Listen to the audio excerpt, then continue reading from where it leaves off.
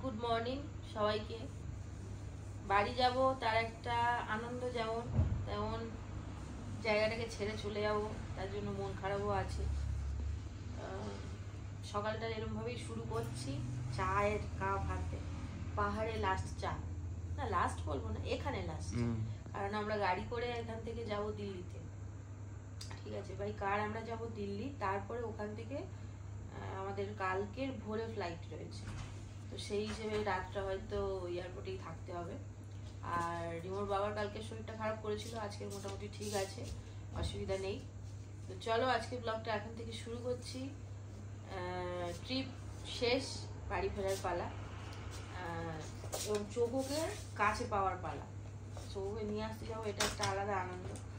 কি ওর এক্সপ্রেশন হবে, ওরা না ওই যেখানে আমরা রেখে এসেছি ওদের এই ফেসিলিটিটা রয়েছে, ওরা বাড়িতে যদি আমরা বলি ওরা দিয়ে যাবে, বাট আমাদেরকে এতদিন না দেখার পরে হঠাৎ করে আমাদেরকে দেখে চোখের এক্সপ্রেশনটা কি হয় সেটা তোমরা অনেকেই আমাকে বলেছো, ওটা দেখার জন্য তোমরাও ওয়েট করছো। তো সেই জন্যে আমরা ওই ফেসিলিটিটা নিইনি, আমরাই আনতে যাব। মানে আমরা কালকের মোটামুটি 10টা সাড়ে 10টা নাগাদ বাড়ি ঢুকে যাব।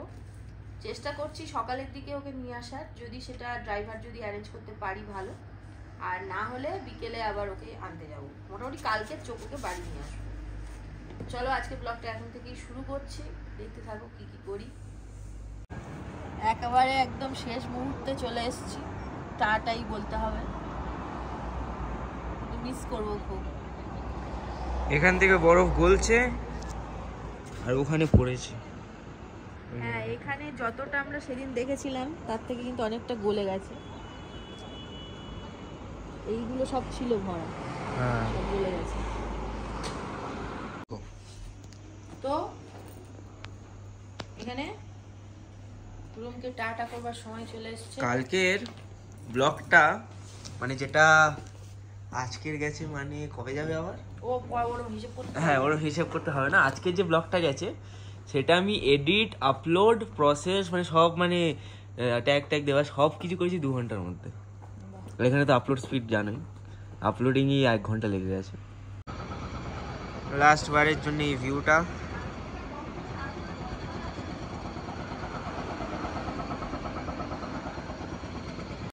তো চলে যাচ্ছি টাটা এই জায়গাকে, তাই তো। হ্যাঁ কমপ্লিট। গাড়িতে উঠে গেছি, এবারে সোজা বাড়ি ফেরার পালা। হ্যাঁ, মোটামুটি বেরিয়েছিলাম মানে 9:50, তাই তো 10টাই ধরি, 10টা থেকে এখন বাজে 1:30টা। তো আমরা দাঁড়িয়েছি লাঞ্চ করব, যেখানে আসার সময় দাঁড়িয়েছিলাম ওখানে, মানালিতে যাওয়ার সময় তো ওটাতেই দাঁড়িয়েছি, এবারে লাঞ্চ করবো। আমাদের রাইস আর চিলি চিকেন চলে এসছে, খেয়ে নিই এবার। বাবা কোমরপিঠ ব্যথা হয়ে গেছে গো, ট্রানজিশনটা একটু বেশি বড় হয়েছে, লাঞ্চ করছি না এখন। হ্যাঁ অনেকটা রাস্তা, মাঝখানে দিদিরা একবার নেমেছিল বাট আমি নামিনি, প্রচন্ড কোমরপিঠ। 12 ঘন্টা হয়ে, না 12 ঘন্টা হয়নি এখন, 12 ঘন্টা এখনো হয়নি। একটা এটা কি বলবো, ধাবা বলবো না কি বলবো, চা খেতে নেমেছে। হ্যাঁ গাড়ি চলে চলে না মানে কোমরপিঠের অবস্থা আবার খারাপ। প্রায় কাছাকাছি চলে এসেছি। কাছাকাছি বলতে এখনো 2 ঘন্টা। না বললো যদি রাশ থাকে এয়ারপোর্টে তাহলে 2 ঘন্টা, না হলে কম। যাই হোক আমরা এখন ডিনার করতে নেমেছি সিন্ধু পেলওয়ান। আমরা অর্ডার দিয়েছিলাম ধোসা, আমাদের কলকাতায় যেরকম রোল করে করে দেয়, ওখানে দেখো ট্রায়াঙ্গেল শেপে দিয়েছে। আর আমার ফ্রাইড পনির মোমো, আর মিমোর ফ্রাইড স্টিম পনির মোমো। আমার ফ্রাইড মোমো আর ওর স্টিম। তো এরপরে চলে এসেছি, কেমন লাগছে? এখনো বুঝতে পারছি না, একটু মানে নার্ভাস না? হ্যাঁ মানে পুরো ব্যাপারটা সেট হোক তারপর। ঠিক আছে, তাড়াতাড়ি করে এই সব লাগেজগুলো তুলি, চেক ইন করি, তারপর আবার দেখা করছি। তো আমাদের check in full complete, checking process যা থাকে সব কমপ্লিট, বোর্ডিং পাস পেয়ে গেছি। এই গাধাটার জন্য আমাকে অনেক জায়গায় ঘুরতে হলো, এই গাধাটার বন্দুকের জন্য।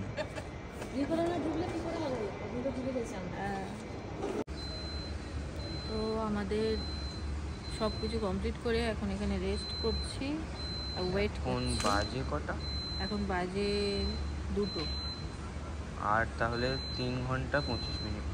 এমনি 4টে কত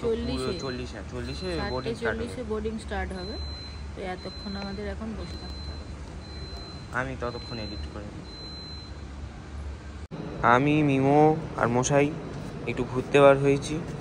কি করব, এখন 1.5 ঘন্টা বাকি আছে। আমি আর মশাই এখানে থেকে থেকে বোর হয়ে গেছি, তাই জন্য কফি আর বিস্কিট নিলাম, খাবো। আর 1 ঘন্টা বাকি তো, আধ ঘন্টার বাকি। আমাদের বোর্ডিং স্টার্ট হয়ে গেছে, চলো মনিরা আস। আমাদের বোর্ডিং কমপ্লিট, এবারে যাচ্ছি।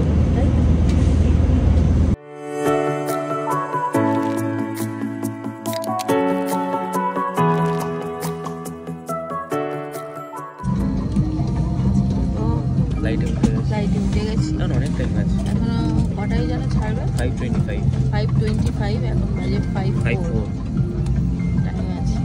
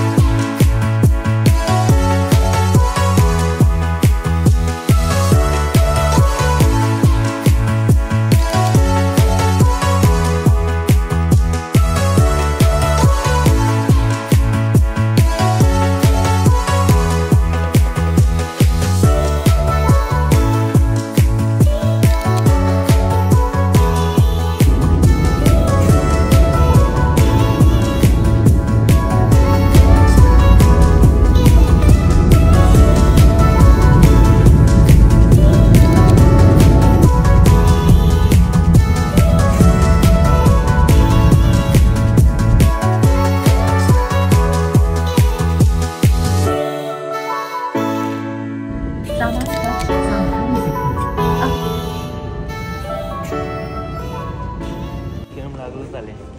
আমি তো বললাম খুব ভালো। যাওয়ার সময় অত কষ্ট করে গেলাম, আসার সময় 2 ঘন্টা। কেমন লাগলো? ফ্লাইটের লাগেজ দেখো, আর একটা ট্রলি আছে। গাড়িতে উঠে গেছি আমরা, এবারে হাওড়া রাস্তা থেকে নামবো, নেমে আমাদের গাড়িতে করে তো আমরা গাড়ি থেকে নেমে গেছি। হ্যাঁ, এবারে আমাদের গাড়ি সামনেই দাঁড়িয়ে আছে তারাতলার মোড়ে, এবারে ওখানে উঠে যাবো আর জগন্নাথ যাবো। যেন কতদিন পরে গাড়িটাকে দেখলাম। তো এসে গেছি চৌমুহনির নিচে। ওকে দেখার জন্য খুব এক্সাইটেড। ফোন করি। কি করে? হ্যাঁ, ফোন করেছি। চোখও আওয়াজ করছে ওপর দিয়ে।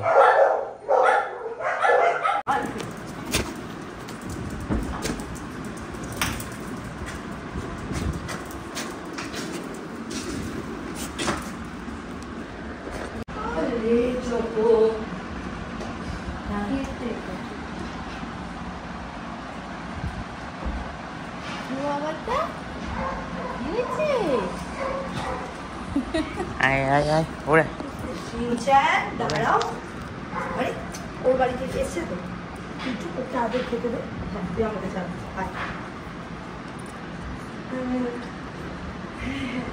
হ্যাঁ, দুষ্টামি করো।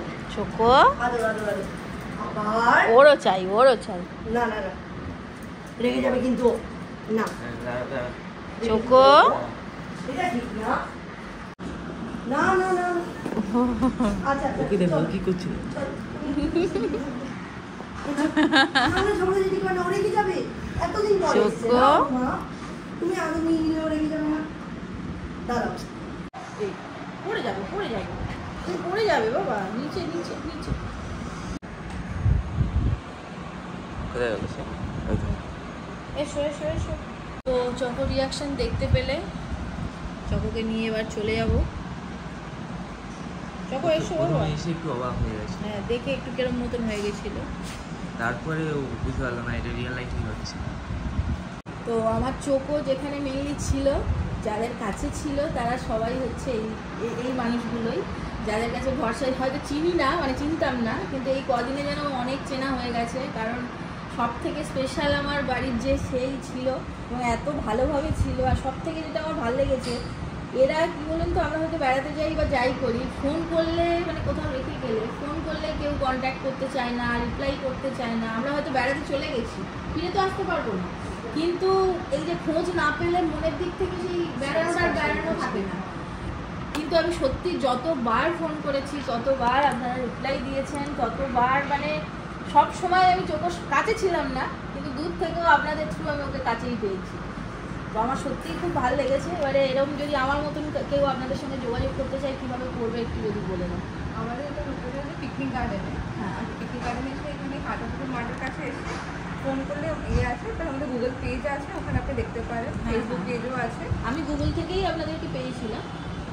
চিপিজি ডগ পেজ, চিপিজি ডগ পেজ সার্চ করলে গুগল, ফেসবুক, ইনস্টাগ্রাম প্রত্যেকটা জায়গায় আমাদেরকে পেয়ে যাবেন। এছাড়া আমাদের নাম্বার, কন্ট্যাক্ট ডিটেলস দেওয়া থাকে 7044439223।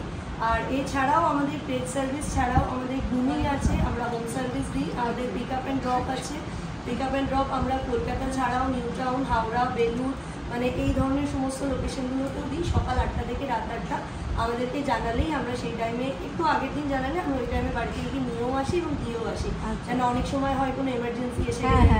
আর এছাড়া নিয়ারেস্ট লোকেশন পিকনিক গার্ডেনের মধ্যে যদি কেউ থাকেন যাদের ওয়াকিং দরকার, ওয়াকিং আছে, প্লাস আমাদের বেকারি সার্ভিসও আছে, লাইক স্পেশালি ওদের জন্য হোমমেড কেক, বিস্কিটস, ওদের বার্থডে, ওদের যে কোনো স্পেশাল ডেকে আরও স্পেশাল করবার জন্য আমাদের বেকারি সার্ভিস অ্যাভেলেবেল আছে। এবং প্রত্যেকটা সার্ভিস আপনারা খুব ইজিলি অ্যাভেল করতে পারবেন হোম সার্ভিস। একদম একদম, আমি সত্যিই খুব স্যাটিসফাই। মানে ফার্স্ট টাইম রেখেছি, কিন্তু যদি এরপরে কোনো সময় রাখার দরকার পড়ে তো এখানেই রাখবো, আর কোনো জায়গায় চলবো না। প্রচন্ড ভালো লেগেছে, মানে আমাদের নিজেদেরও একটা স্পিচ আছে এবং তারপর ও প্রচন্ড হয়েছে বন্ধুত্বটা হ্যাঁ, ও কেন দুজন স্পিচ দিয়েছে, হ্যাঁ, হ্যাঁ, সেম এক নেচার। ওকে বাবা বলে আয় আয় খেল, ওই সাইড দিয়ে যাবে। আসলে এই ওরম ডগিদের সঙ্গে খেলতে তো জানে না সেইভাবে, খেলেনি অনেকক্ষণ ট্রাই করে যদি খেলেছো, এরকম আমি খেলেনি। ও দৌড় দেবে ওদের পেছনে, ওদেরকে ছোট করে দৌড় দেবে, মানে ওদের মতো নিয়ে ওরা যখন খেলছে ও কোনোভাবে মানে ও অ্যাডাপ্ট করে ফেল করতে গেছে। ঠিক আছে, চলো আমি খুব মিস করবো। আবার আসবো। টাটা করে দাও, টাটা করে দাও চকো।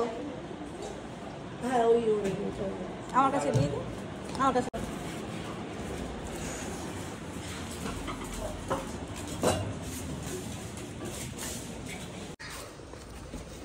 সামনের দিকে আছে,